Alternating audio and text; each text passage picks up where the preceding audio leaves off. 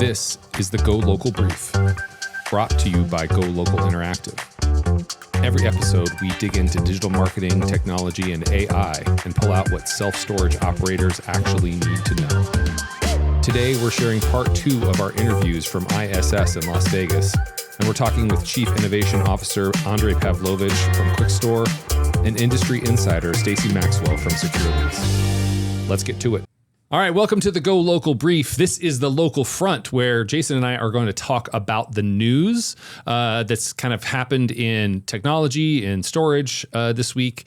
And Jason, we're out of ISS and kind of into the summer show season. But how are you feeling actually coming out of ISS? It's good. Yeah, I think it was a great show. It's funny, the rhythms that are just natural in the storage industry. You know, you have your spring shows, you've got the fall shows, all of what happens now as we go into the state shows, as our team is already out there doing those things. I think we got somebody in Idaho right now. Yeah.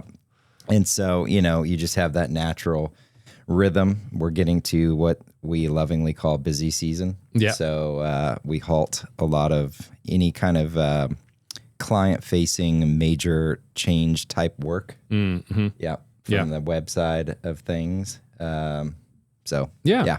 Well, good. So we got 3 news stories that we're going to talk about today. The first one happened just down the road. We are based in the Midwest. We're based in Kansas City. Tornado Alley in a lot of ways. Yeah. And just south of us in Hillsdale, Kansas, there was a self-storage facility that this hit the storage news that an EF2 tornado came through and destroyed much of that facility. Yep. And I think we bring this up partially because it's local, but also because I think it's a good reminder for our clients and for self-storage operators. Like when weather season happens, it's important to keep your Google business profile up to date if there are any changes. Yep. What would you say is like? I mean, obviously, you can't prepare for something like that. No. But your reaction to it, I think, is where you kind of improve the customer experience. Don't you think? Yeah, exactly. And my apologies to whoever that happened to down the road. That's actually close to where I live out that way. So we didn't get that damage, but tree damage and whatnot. And but from our side of things, when something like that happens, the real key is to be nimble. Mm-hmm. You nailed it with your Google My Business pages. You can go out and post right away. They have a posting feature on those. You can go and say, hey, we've experienced some damage. The hours have changed. The gate is going to be manually opened and closed here for a little while, whatever that might be. Secondarily, if you've got a great web platform, my preference would be to have something on the homepage, but some of these operators are significantly larger and one location isn't going to move the needle. Whereas in this particular instance, this is, I think, I think the operator maybe only has this one location. I think so. And so like the entire, like the homepage, certainly. Yeah. If you're too big, that location page should at a minimum say something like, hey, we've experienced damage and this is what that means to our customers, and this is how we're addressing it. So and I think you bring up a good point. Is ensuring, like, one of the things is to ensure that your web platform can support something like that, right? Like you want to make sure that your pages aren't so static that you can't put an alert up fairly quickly. That speaks back to being nimble. That speaks back to being able to move quickly. Yeah. All right, next story. We like to talk a lot about AI here. Anthropic, who is the manufacturer of Claude, just got $5 billion with a B dollars from Amazon, which actually is in addition to the $8 billion that they got in the last funding round. I think their valuation's at somewhere like $800 billion right now. Yes, but I think part of the investment that Anthropic got from Amazon was partially because Anthropic said they would be using AWS for computing. Yep. To the tune of like $100 billion. That's right. Yeah. So that seems like a good return on investment. It's a little circular. In nature. Yeah. You didn't have it on your news list, but tightly related is that SpaceX and XAI announced a big deal with Cursor yesterday, and not everybody in this space knows what that is, but Cursor is a development environment that a lot of advanced, developers use. Mm-hmm. And it's the same sort of thing. Yeah. Excuse me. XAI has the opportunity to buy Cursor for $60 billion, or at a minimum pay Cursor $10 billion for the partnership and what they use. So Cursor is going to be using the XAI. They've got this Colossus data center that they've built up, and they're going to be using that to train their own models. So I know that's not the story you brought up. No, but I think you even mentioned is that there's a lot of like circular investing happening in that AI space. It's like NVIDIA is investing in OpenAI and for chips, and Oracle, I think, has promised that they're gonna, build a data center for OpenAI, but they had to lay off like 30,000 people here in the Kansas City area, or not just in Kansas City, but within their Oracle Health division. And so the way that money is traveling is kind of interesting. And it's funny because it's a symbiotic relationship, and that's what we think of as circular. That in this scenario, Anthropic needs the chips more or less, in the Amazon Web Services cloud compute, and then Amazon Web Services is getting the benefit of selling that service, and then they're of course reaping the rewards of what Anthropic provides back the other direction. Yeah. Right. All right. So the last story, this was a story that I saw kind of pop up on a couple of websites. And it's an opinion piece, but I think it's worth us mentioning in the news, which is that that one of it was a perspective that a lot of marketers are missing an opportunity when it comes to one particular strategy, which is online reviews. Yes. I know that's something that we talk about a lot with our customers. Yeah.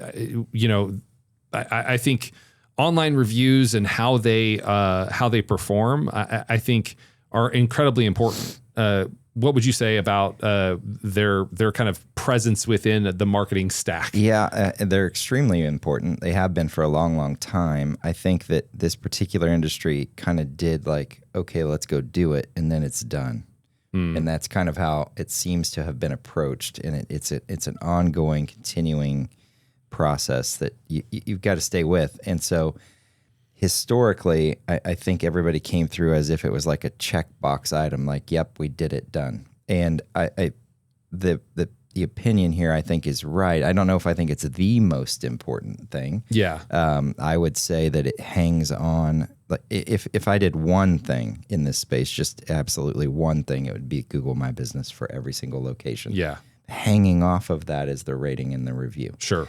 And so, and that's extremely important. And all, unfortunately or fortunately, bringing it back to AI always seems like lately, they are looking at those as like a validation of, hey, this is a good listing right here. Right. Now, same thing with the algorithms that rank organically. Yeah. But they're certainly looking at that for validation from the user base or the client base. Yeah, and this came up. This came up at the self-storage meetup that Jim Mooney and Jim Ross host last week. Yeah. They talked a lot about online reviews and the whether it's important to call out individuals or like it was just like an interesting discussion around what makes a good review. Yeah, I think the thing I would say, which with anything, okay, but like take the rating and review as the example. How do you use it? Right. If you're the marketer out there, or you're the one doing the operating, how do you use ratings and reviews if you were to go and book a hotel, or if you were to go, you're looking for a restaurant in a town you've never been to, or you're thinking about getting like a microphone stand for a podcast. Like, there's a certain amount where you're like, well, that's not real. Right. Or that's hardly any ratings and reviews. That must be a brand new product. I will wait. Yeah. Think about like using the Amazon app. Yep. You want a certain threshold to have been reached. You want a certain score to have threshold to have been reached. And then if you've got questions like, is this thing strong at all, or is that thing going to fall over with, in the slightest breeze, it's on the floor. that's when you start reading through one or two of them at the top. So I always approach it like, how do I do this? Yeah. It's the same thing with like search history or search behavior right now. How often are you going to the LLMs versus how often are you genuinely, I want the 10 blue links. Yeah. You know, and you think about that, and that's okay. Well, I'm doing that less and less. The second part, I'm going more and more to the AI result. Right. Oh, light bulb. I should probably figure out how to get in there, you know? And for so sure. That's how I think about the ratings and reviews. It's not a secret, you guys. You know, you need them.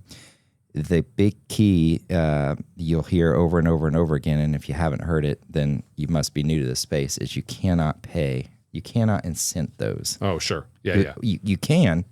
Google doesn't like it. No, sure. So you can certainly ask. That's easy enough. Hey, I'd love to get your feedback. If you wouldn't mind leaving us a review, we'd love that, appreciate that sort of thing. Right.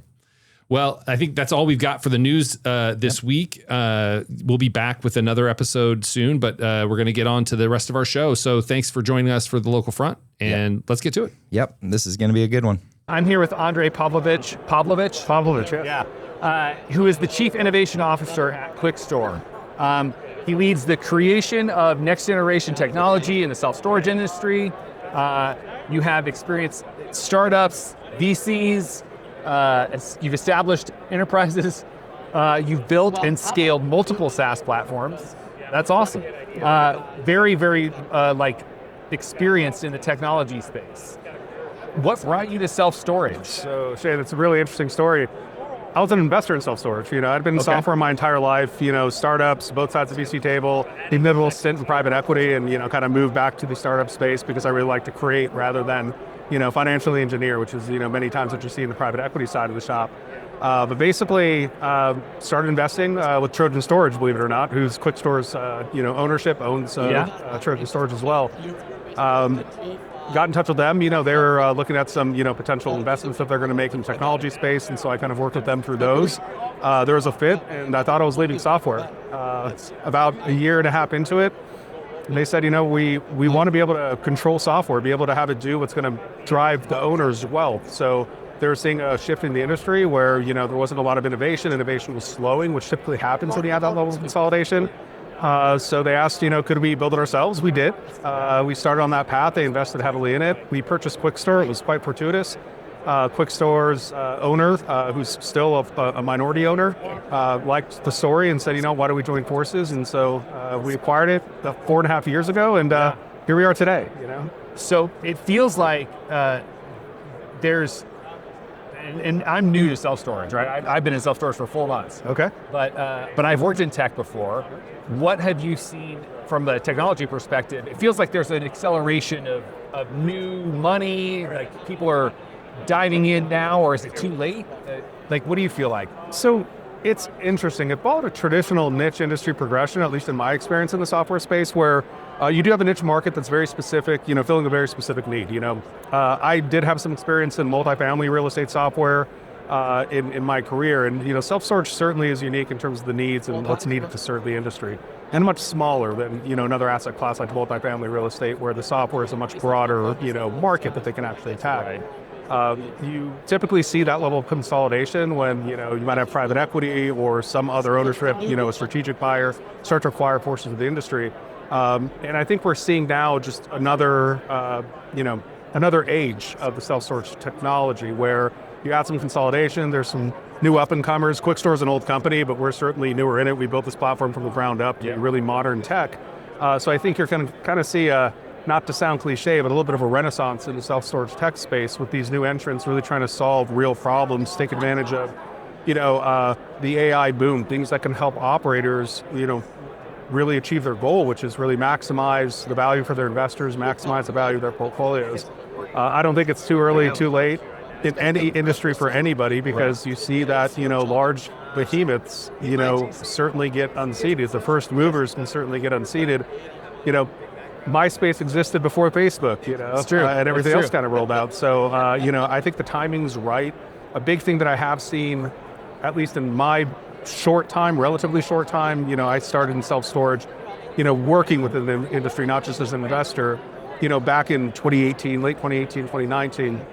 And to me, I really got the sense that self-storage really trailed the more mainstream tech sectors, right? Okay. Where you saw things that were happening in multifamily, just sticking strictly to real estate. They're a little bit more cutting edge, more kind of, pushing the boundaries of what tech can do to help operators operate and become more profitable. However, I see that shifting now. Our goal, QuikStor, is really to work with partners, like Go Local, work with all of our partners to collectively make self-storage a leader when it comes to, technology and be on the leading edge, the bleeding edge, trying things that have not been tried before to see what can deliver a better tenant experience and at the same time deliver more profitability and valuation for the owners. Right, and I feel like that's what's happening, right? Where you're seeing like almost the industry kind of accelerate almost at a pace that feels faster than even some of the more traditional industries. Would you agree with that? Like, in terms of what this industry has seen over the past 18, 24 months, of course, yeah. I mean, you're seeing more and more, and also you have to put that into a framework of not just what's happening in the self-storage industry, but what's happening in technology as a whole. I mean, for sure, the AI boom is certainly something that people really have to pay attention to. You hear people afraid for their jobs because of AI and whatnot. I mean, to me, it's a shift, and it's a shift that we need to actually, stay on top of from a tech perspective. And how do we apply it within self-storage so that we can actually drive value in the technology solutions? But, by no stretch of the imagination do I feel that this is, people are afraid. I saw in the news this morning, people are afraid of their jobs. 50% of jobs are going to be axed because of AI, because of LLMs. Come on, 200 years ago, 98% of the world population were farmers, right? Right. And what's the percentage today? I bet it's less than 1% are farmers. So, that shift globally with technology, I think self-storage has kind of accelerated its adoption and its push for technology at the same time that this massive acceleration is happening, which is going to be great for everybody in the industry. Do you think that that's being driven by the influx of like investor capital that's going into self-storage, or? Somewhat, and this is strictly my opinion, and some people might not appreciate it, but there's various interests in the industry when capital is investing, right? You see a situation where, from a private equity perspective, I've worked in private equity, and the model is typically to grow, acquire, increase the footprint, and eventually sell at some multiple on your EBITDA, on your earnings, right? When it comes to, venture investments into any space, any technology space, we'll take self-storage, the goal is obviously to exit or get acquired and not in the too far off future. Private equity's holding periods typically shorter than venture, but they're opportunistic. You can see an opportunity to exit. And I think you're going to start to see a separation of the financially driven interests versus the industry driven interests. And that, our ownership is the ownership of Trojan Storage, and they wanted to set out because they saw that financial interests weren't serving their best interests. So they said, let's do it ourselves and get a bunch of people to help us grow our largest wealth creating assets, which are facilities, right? And so you will have more and more money come into the industry because people are seeing that it's quite profitable. And, this is just a typical cycle that I've seen in many other industries where money comes in, it changes hands, a lot of different acquisitions, and you end up kind of at a level playing field again, where it's not one or two large, heavily funded companies from, outside, from other financial interests, where it then kind of levels out where you still have a handful, a dozen, 2 dozen in each individual category of technology within that space. It's cyclical, and, I think it's not concerning to me at all. It's there's people, pushing different agendas, basically. So speaking of heavily funded companies, like the industry just continues to talk about public storage acquiring NSAT. What's your take on that and how it's going to impact the rest of the industry? So it's interesting because, obviously, if you look historically at the self-storage industry, you have your extras, your public storage, large publicly traded REITs, have grown to a much more larger and larger market share, right? We put out a report in our self-storage division to our investors. It's a State of the Union letter that has shown that over years where it is a much larger, piece of the pie that the REITs are controlling. But at the same time now, I'm seeing where a lot of people are like, well, I think one of the booths over here that I saw said, tired of your REIT management, come to people that are really focused, on the industry instead of pushing it over to the REITs. So it's going to be cyclical, just like, the acquisition pipelines are cyclical, just like, the rent rates are cyclical. Things will continue to move forward, and as long as we're moving forward in an upward trend, I think everybody in the industry is going to be certainly happy. Yeah. All right. So, a chief innovation officer at a technology company, what's your thing that you're focusing on for the next 6 months? So, heavy automation, right? How do we drive value for our owner operators? There's really, it all comes down to NOI. Can we increase revenue or help them increase revenue, or have them be more efficient in generating that revenue on one side, or can we reduce costs? And I think automation, and not just AI-driven automation certainly can deliver things like, when we're talking revenue management, AI is perfect. You and I might have the exact same profile, might have the same age, we might live at the same address. There's affluency indicators from the credit card companies that tell you, how affluent is that person. The gate systems tell us, how often do you come? All things being equal, if you go there 5 times a week and I only go there once a year, it's going to take that into account and build that kind of multiple regression model, and AI is going to tell you, Andre's probably less likely to move out, so you can hit him over the head with a larger increase than Ken Shane, And so seeing things where AI and other just, traditional non-AI driven or non-agentic, automation, I think are going to be big things. So we're working on a number of things that we're going to be releasing here over the next 2 months that really drive that automation. How do we make life easier for the operators and make it less expensive to operate, and most importantly, to maximize the overall revenue, not missing opportunities to, have a lead from a website or a call go missed or something, have that be automated through, and leveraging technology to really kind of see that, really come to fruition. So that's a great segue to talking about the way that we work together. Go Local and QuikStor have an integration partnership. We've been talking about how important it is to have almost I'm going to call it a more open architecture to the way that operators are able to interact with their, because then the operator can choose what works best for them. What would be your take on that? So I couldn't agree more about openness, and I think one of the biggest problems that we have in the industry today is that, if systems are closed or if systems aren't communicating with each other, you have issues. I like to use an analogy, and I know I see you have a MacBook there and everything, and people used to think, Apple versus Microsoft. Microsoft boo, Apple yay. Yeah. Let's go back to the 80s, right? What did Microsoft want to do? Microsoft wanted to basically own the operating system. Yep. They built Word, Excel, they had hardware, they had all this other stuff around. They had CRM, everything.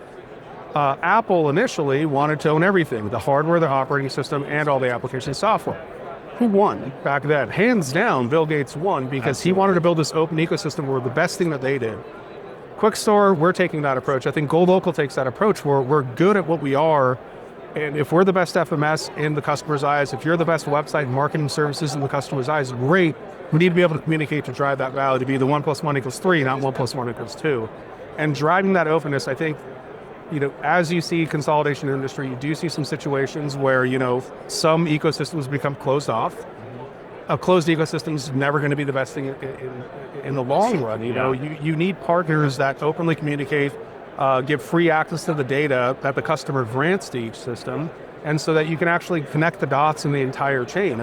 A lot of systems before we started working with Go Local's been great. Your entire tech team, David Rahia and their team, they're phenomenal because here's a problem, let's solve it. Where a lot of website FMS integrations nowadays, you lose the Google tag manager journey. Yeah. And you're guessing whether it converted based upon reports from a couple days later. That's table stakes. That's basic functionality where if you can't say the person who clicked on that ad, came to the website, went through and actually did convert to a lead or dropped off mid-cycle, we're not doing our jobs as technology firms partnering to give the actual benefit to the customer. Right.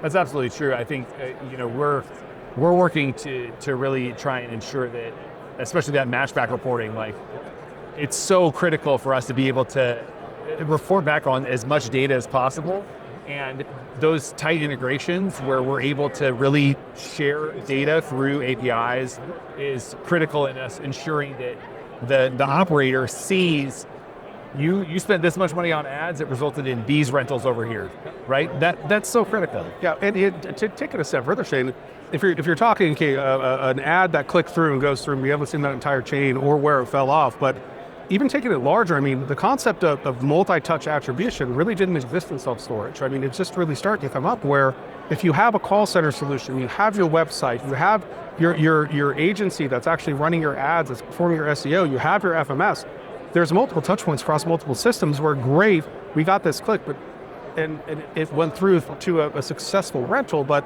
a call comes in that completes a rental, but we know that specific person already had 16 touch points from the website. And so why are we attributing, to a postcard phone number that's the same phone number that's on the building, it's the same phone number that's on the website?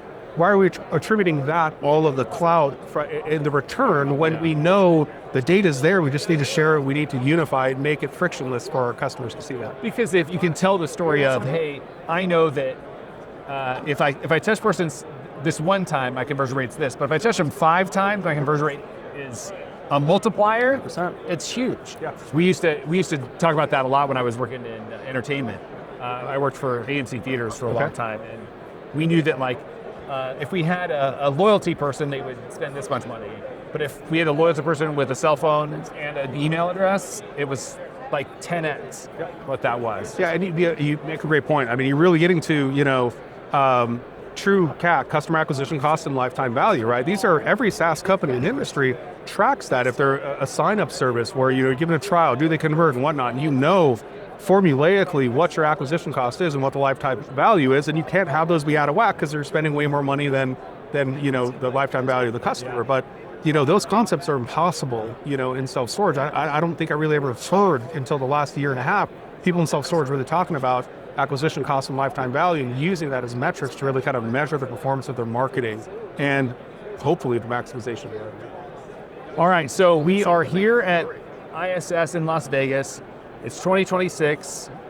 What do you come here for? What are you here for? Like when you walk into this room, what do you feel? So personally, what am I looking to get out of it? Yeah. So from my perspective, I mean, my core role at QuikStor is running the entire R&D team. So the tip of the spear on that is true product management, right? Mm-hmm. What problems are we solving for our customers? Yeah. So for me, it's for selfish purposes. Number one, it's great to get together with our customers, our partners, our vendors, everybody, but really hearing firsthand what issues people are experiencing, because if we can start to connect the dots and really hear all of those issues, we can come up with solutions and potentially even predict things that they really haven't thought of yet, because we've talked to so many people to deliver something that's going to address problems or solve a problem they never knew they had that could be very beneficial to the operation of their business. Absolutely. Well, you've given me a lot of your time. I really appreciate you coming by and being on the Go Local Brief. Andre, is there anything that you want to make sure that the listeners of the Go Local Brief hear from you? Only thing I'd say is if you're in the market for a facility management software looking to switch, QuikStor is the product for you. You should take a look at QuikStor.com. All right. Thank you. Appreciate it. Thanks so much. Thanks a lot. Live at ISS, this is the Go Local Brief. I'm Shane Adams. This is Stacie Maxwell. Stacie, tell the Go Local folks about yourself. So I've been in the industry for 26, this is my 26th year in the industry. God bless. I worked for a industry top operator for 24 of those years. Okay. I used to be in charge of marketing and training for the entire company, about 80 locations, lots of different name brands. So it was a huge challenge.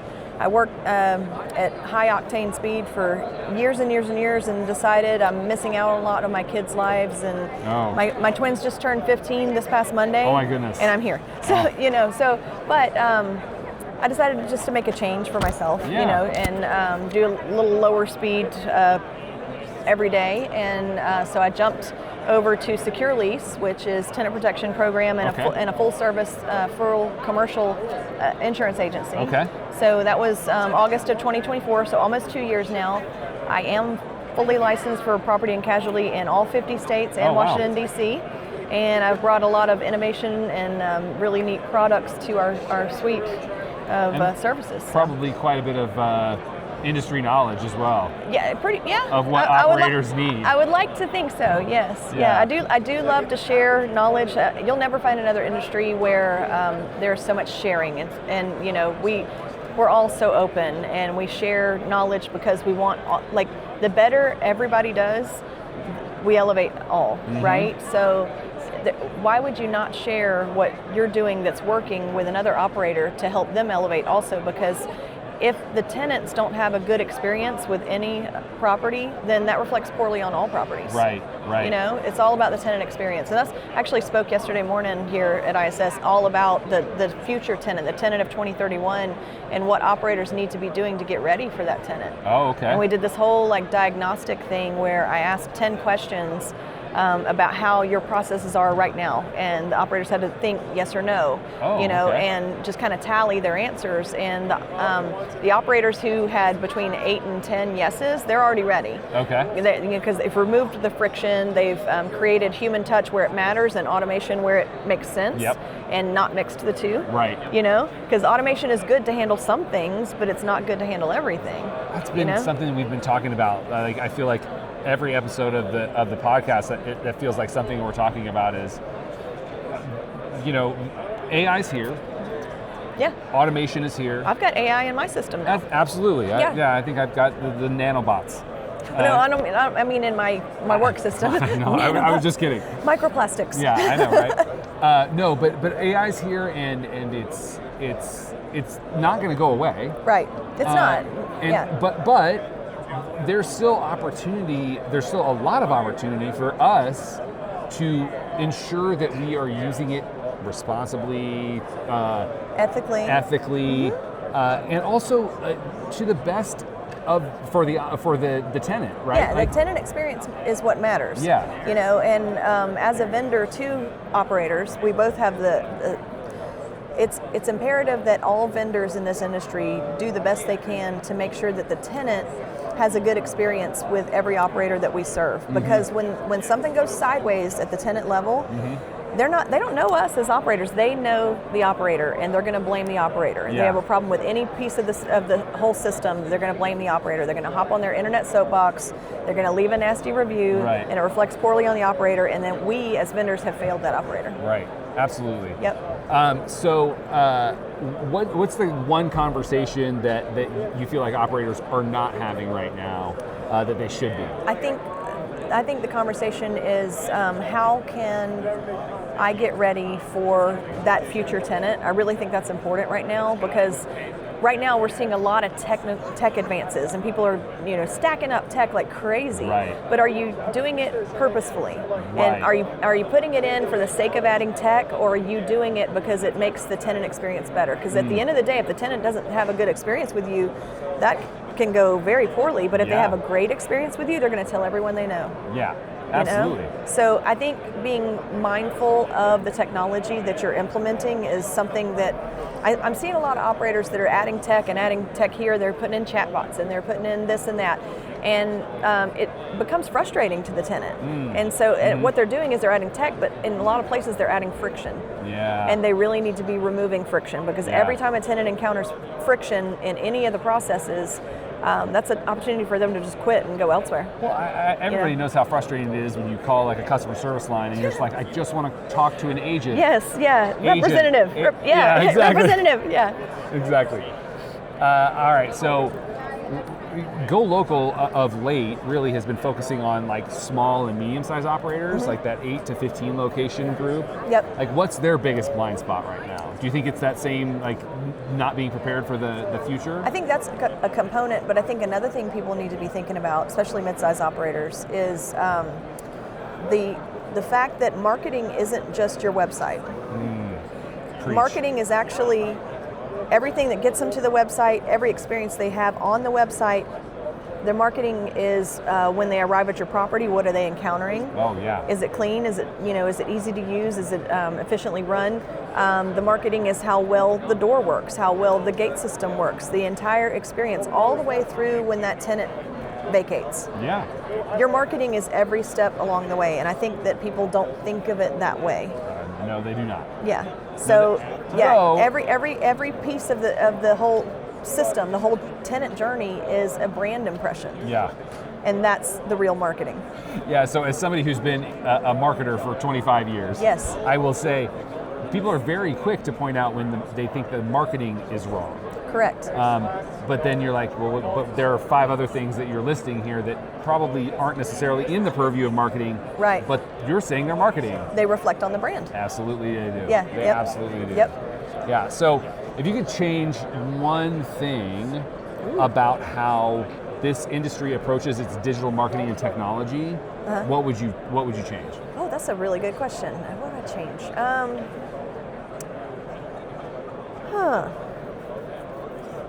I thought about this and I had an answer, but I think it's changed over the course of the next few days, or last couple of days with the things that I've seen. So what would I change? I think that I would make it,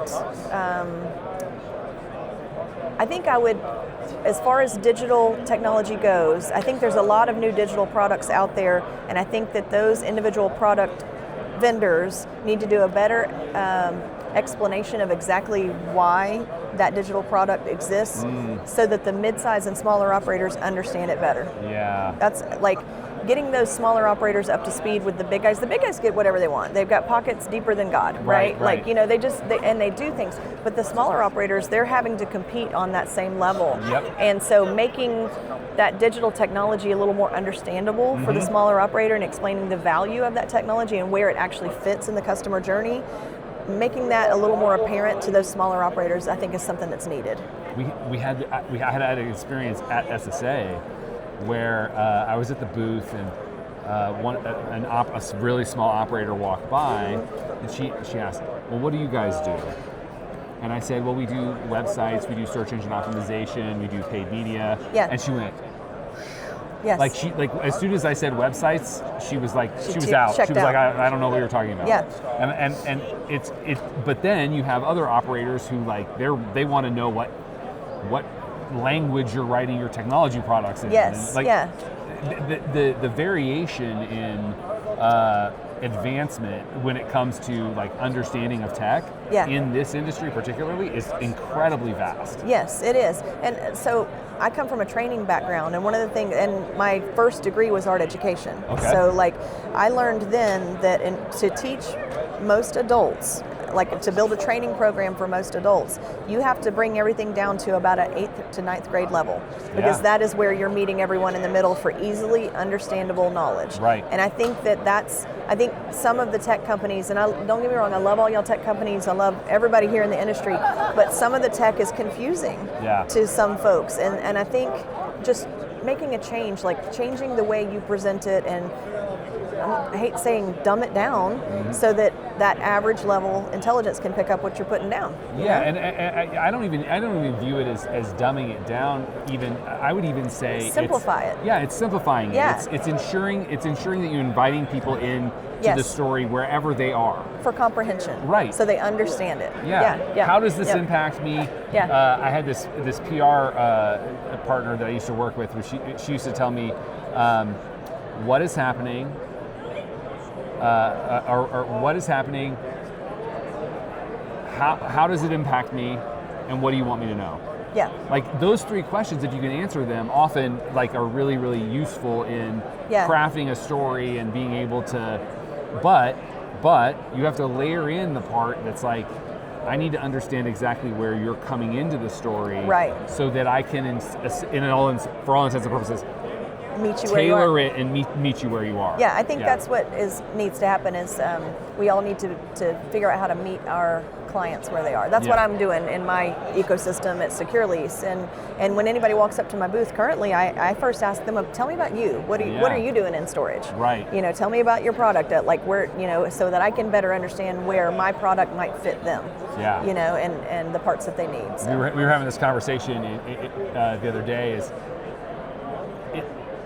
Really good sales folks, they ask more questions than they talk. They talk. Absolutely. They're really inviting people to share what are your pain points, what are your and I think what can I solve for you? Good marketing does that too. Like yes. It's harder because you're talking about an outbound thing, right? But at the same time, if you can get them to relate to a problem that they might have, or a problem that they've heard of, or you present the solution first. Exactly. Exactly. Yeah. Apple does that in a real unique way. They really do. Yeah. They do a great job. It's a great study.